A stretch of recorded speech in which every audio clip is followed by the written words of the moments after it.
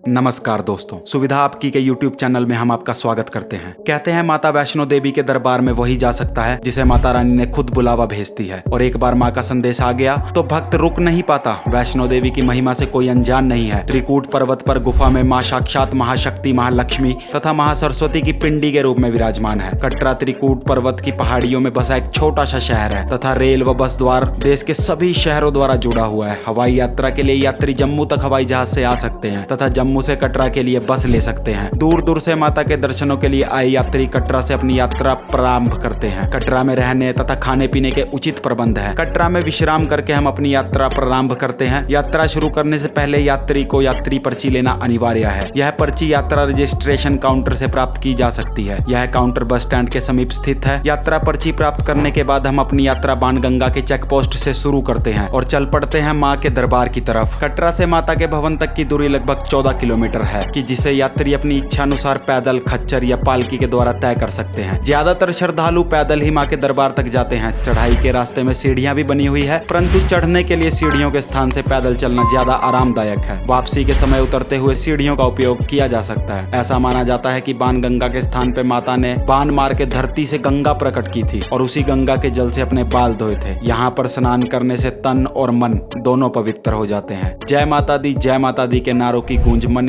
को एक जोश और उत्साह भर देती है। माता रानी अपने भक्तों को खुद हिम्मत और ताकत देती है ताकि भक्त ऊंचे पहाड़ों को लांघ के माता के दर्शनों के लिए पहुंच सके। ऐसा माना जाता है कि माता वैष्णो देवी पैदल यात्रा करने वालों को खुद हिम्मत देती है। इस यात्रा को पूर्ण करने की मन में माता के दर्शनों की आस लिए भक्त चलते रहते हैं। रास्ते में बहुत सी सुंदर दुकानें सजी रहती है जहाँ जलपान की व्यवस्था है। पैदल यात्रा अत्यंत शांति देने वाली होती है। रास्ते के एक और ऊंचे पहाड़ तथा दूसरी ओर ऊंचाई से दिखता कटरा शहर, यह दृश्य मन को मोह लेता है। बाणगंगा के बाद अगला पड़ाव चरण पादुका है। ऐसा माना जाता है कि यहाँ पर माता रानी के पद चिन्ह है। पहले यहाँ एक छोटा सा मंदिर हुआ करता था, परंतु अभी यह सुंदर मंदिर का निर्माण किया गया है। चित्रकूट पर्वत की इन पहाड़ियों पर पहुंचकर भक्त अपने सारे दुख भूल जाते हैं और माँ के धुन में लीन हो जाते हैं। माँ वैष्णो अपने भक्तों को बुलाती है और उनके सारे दुख दर्द दूर कर देती है। ऐसी ही महिमा है पहाड़ों वाली माँ वैष्णो देवी की। अगला पड़ाव है अर्धकुंवारी की गुफा। इस गुफा में माता रानी ने 9 मास तक रह के तपस्या की थी। इसे गर्भजून भी कहा जाता है। इस गुफा से होकर गुजरना माँ के गर्भ से होकर गुजरने के समान है। अर्धकुंवारी में रुकने तथा विश्राम करने की उचित व्यवस्था है। इसे पूरे रास्ते की देख रेख श्री माता वैष्णो देवी साइन बोर्ड द्वारा की जाती है। रास्ते में साइन बोर्ड द्वारा कई भोजनालय बनवाए गए हैं जहाँ साफ सुथरा भोजन उचित मूल्य पर मिलता है। यहाँ के भोजनालयों में आप स्वादिष्ट राजमा चावल का आनंद उठा सकते हैं। रास्ते में जगह जगह यात्रियों के विश्राम के लिए छायाकृत बेंच लगे हुए हैं। बोर्ड द्वारा रास्ते में उनके स्थान पर साफ तथा जलयुक्त शौचालयों का निर्माण करवाया गया है। माता रानी का दरबार सबके लिए बराबर खुलता है। भक्त चाहे जवान हो या बुढ़ा, अमीर हो या गरीब, छोटा हो या बड़ा, माँ की नजर में सब उसके बच्चे हैं। माँ के दर्शन सबके लिए खुले हैं। माता का भवन त्रिकूट पर्वत की पहाड़ियों के बीच बना है। यहाँ माता रानी की पवित्र गुफा है जहाँ माता रानी पिंडी के रूप में विराजमान है। भवन प्रांगण में भोजनालय, स्नान घर तथा शौचालय बने हुए हैं।